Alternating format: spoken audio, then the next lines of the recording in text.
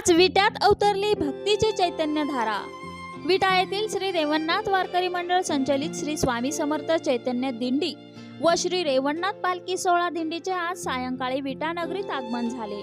या निमित्ताने विट्यात जणू भक्तीची चैतन्यधाराच अवतरली। या आषाढी पायीवारीचा प्रारंभ गगनबावडा तालुक्यातील असंडोली येथून करण्यात येतो। विटे नगरीत या दिंडीचा एक मुक्काम असतो। दुसऱ्या दिवशी विट्यातून पालखीसह दिंडी पंढरपूरच्या दिशेने रवाना होते।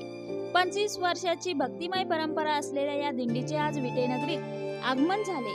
फटाक्यांच्या आतषबाजीत रामकृष्ण हरीच्या गजरात येथील शिवतीर्थावर दिंडीचे स्वागत करण्यात आले। आज विट्यातील ब्राह्मण गल्लीतील गणपती मंदिरात या वारीचा मुक्काम असून एकमुखी दत्त मंदिरात महाप्रसादाचे आयोजन करण्यात आले आहे। उद्या सकाळी 8 वाजता कराड रस्त्यावरील मारुती मंदिरापासून दिंडी पंढरपूरच्या दिशेने रवाना होणार आहे।